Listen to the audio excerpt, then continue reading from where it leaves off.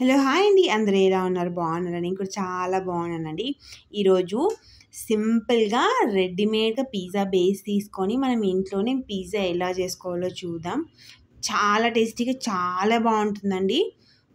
ఇప్పుడైతే మనం కావాల్సిన ఇంగ్రీడియెంట్స్ అన్నీ చూద్దామండి. ఇక్కడైతే నేను పన్నీర్ తీసుకున్నా. పన్నీరు, అలాగే బటరు, అలాగే చీజ్ తీసుకున్నా. చీజ్ బ్లాక్ వస్తుంది కదా!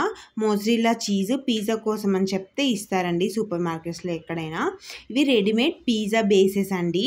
50 రూపీస్‌కి 2 పిజ్జా బేసెస్ వస్తాయన్నమాట. రెడీమేడ్ పిజ్జా బేస్‌లో అలాగే సిజ్వాన్ సాస్ తీసుకున్నా. ఇది చాలా బాగుంటుందండి. పిజ్జా బేస్‌కి సాస్ అప్లై చేస్తే చాలా ఫ్లేవర్‌ఫుల్‌గా ఉంటుంది. అలాగే సీజనింగ్ కోసము ఇక్కడ నేను ఆరిగానో, చిల్లీ ఫ్లేక్స్ అవి తీసుకున్నా. ఇక్కడ నేను పన్నీర్‌ని ఆల్రెడీ క్యూబ్స్‌గా కట్ చేసి పెట్టేసుకున్నానండి. చిన్న చిన్న క్యూబ్స్‌కి కట్ చేసుకోవాలి పన్నీర్‌ని. మనము పిజ్జా మీద టాపింగ్ కోసం అన్నమాట పన్నీరు. మీరు కావాలంటే చికెన్ తీసుకోవచ్చు. ఓన్లీ వెజ్జీసే కూడా తీసుకోవచ్చండి. ఇక్కడ నేను సీజనింగ్ కోసం పన్నీర్‌ని కొంచెం ప్రీ సీజన్ చేస్తున్నా. పసుపు, అలాగే సాల్ట్, అలాగే కారం వేసుకుంటున్నా. వేసుకొని మనం సీజనింగ్ కోసం తీసుకున్నాం కదా! ఆరిగానో, చిల్లీ ఫ్లేక్స్ అవన్నీ. అవి కూడా కొద్ది కొద్దిగా వేసుకోవాలి.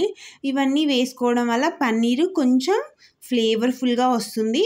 అలాగే మనకి బ్లైండ్‌గా ఉండకుండా ఉంటుందండి పిజ్జా మీద పెట్టుకున్నప్పుడు, తినేటప్పుడు. చిల్లీ ఫ్లేక్స్ తగినంత యాడ్ చేసుకోవాలి. ఎందుకంటే అవి దాంట్లో సీడ్స్ ఉంటాయి కదా! అవి కొంచెం కారం ఉంటాయి. పిల్లలకి కారం అనిపిస్తాయన్నమాట.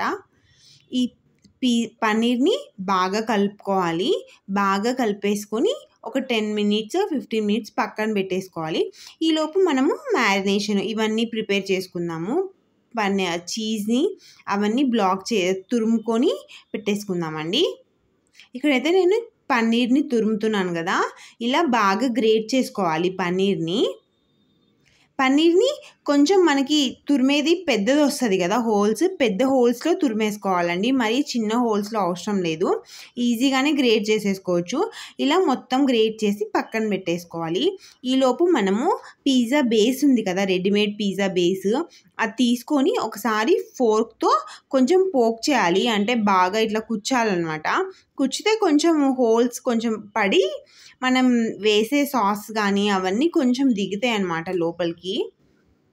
ఇక్కడ నేను సిజ్వాన్ సాస్ కొంచెం యాడ్ చేస్తున్నా. ఇది కొంచెం కారం ఉందండి. స్పైసీగా ఉంది. కాబట్టి తగినంత యాడ్ చేసుకోవాలి సిజ్వాన్ సాస్. కానీ టేస్ట్ చాలా బాగుంది. పిజ్జాకి మంచి సాస్ అని చెప్పొచ్చు. ఇక్కడైతే నేను బటర్ తీసుకొని చిన్న చిన్నగా అక్కడక్కడ క్యూబ్స్ పెట్టేస్తున్నా. బటర్ ఇలా పెట్టుకోవడం వల్ల చాలా మంచి కమ్మగా ఫ్లేవర్ వస్తుంది. చాలా బాగుంటుంది పిజ్జాకి. అంటే పిజ్జా కొంచెం మాయిస్ట్‌గా మెత్తగా ఉంటుందన్నమాట. డ్రైగా లేకుండా. పెట్టిన తర్వాత పైనుంచి చీజ్ యాడ్ చేస్తున్నా. ఫస్ట్ ఒక లేయర్ కొద్దిగా చీజ్ యాడ్ చేసి దాని మీద మళ్ళీ పన్నీర్ యాడ్ చేసుకుంటామండి. అంటే డబల్ లేయర్ అనమాట. ఇప్పుడు నేను ఆనియన్స్ ఇలా క్యూబ్స్‌గా కట్ చేసుకున్నా. మీరు కావాలంటే ఇక్కడ క్యాప్సికమ్ కూడా యాడ్ చేసుకోవచ్చండి. క్యాప్సికమ్ కూడా క్యూబ్స్‌గా ఇలా కట్ చేసి పెట్టుకోవచ్చు. పన్నీర్‌ని కూడా ఈవెన్‌గా అక్కడక్కడ పెట్టేసుకోవాలి. మనం ఇంట్లో చేసుకోవడం వల్ల పిజ్జాలో ఇదే ఒక మంచి బెనిఫిట్ అండి. ఎందుకంటే మనం టాపింగ్స్ ఎన్ని కావాలంటే అన్ని యాడ్ చేసుకోవచ్చు. ఓవర్‌గా ఫుల్‌గా లోడ్ చేసి యాడ్ చేసుకోవచ్చు. మనకు బయటైతే అక్కడొకటి కొద్దిగా పెడతారు కదా! ఇలా పైనుంచి మళ్ళీ చీజ్ యాడ్ చేస్తున్నా. అంటే డబల్ చీజ్ అనుకోండి పిజ్జాకి. ఇలా అన్నీ యాడ్ చేసిన తర్వాత పైనుంచి మళ్ళీ సీజనింగ్ యాడ్ చేసుకోవాలి. ఆరిగానో, అలాగే చిల్లీ ఫ్లేక్స్. పిజ్జాకి ఈ సీజనింగ్ కంపల్సరీ ఉండాలండి. ఎందుకంటే ఈ సీజనింగ్స్‌తోనే పిజ్జాకి మంచి ఫ్లేవర్ వస్తుంది. ఇవి ఆన్‌లైన్‌లో ఈజీగా దొరుకుతాయండి సీజనింగ్స్. ఇప్పుడు సూపర్ మార్కెట్స్‌లో కూడా చాలా ఈజీగానే దొరుకుతున్నాయి. ఇప్పుడైతే మన పిజ్జా రెడీ అయిపోయిందండి. పిజ్జాని మనం ఓవెన్‌లో పెట్టి బేక్ చేసుకుందాము. నేనైతే ఓవెన్‌లో పెట్టి బేక్ చేసుకుంటున్నానండి. రెడీ అయిపోయింది. పిజ్జా మనం అంతా అరేంజ్ చేసుకున్నాం కదా! ఇలా ఓవెన్‌లో హయ్యర్ ర్యాక్ మీద ఒక 10 మినిట్స్ హీట్ చేసుకోవాలి. నేను కన్వెక్షన్ మోడ్లో 10 మినిట్స్ హీట్ చేసుకుంటున్నా 180 డిగ్రీస్లో. మీ దగ్గర ఒకవేళ ఓవెన్ లేకపోతే స్టవ్ మీద కూడా పెట్టుకోవచ్చు అండి. ఏం లేదు, ఒకటి ఏదైనా బౌల్ తీసుకొని అందులో ఒక స్టాండ్ పెట్టి ఈ పిజ్జా పెట్టేసి మూత మూసి ఒక 20 మినిట్స్ స్లో ఫ్లేమ్ మీద హీట్ చేసుకోవడం అండి, అంతే. ఇక్కడైతే మన పిజ్జా రెడీ అయిపోయిందండి. చాలా బాగా వచ్చింది కదా.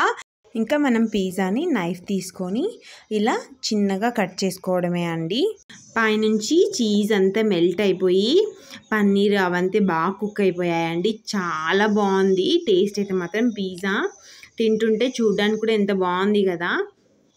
ఇలా మనం అన్ని పీసెస్ కట్ చేసుకొని తినేసేయడమే అండి. పిజ్జా చాలా టేస్టీగా చాలా బాగుంటుందండి.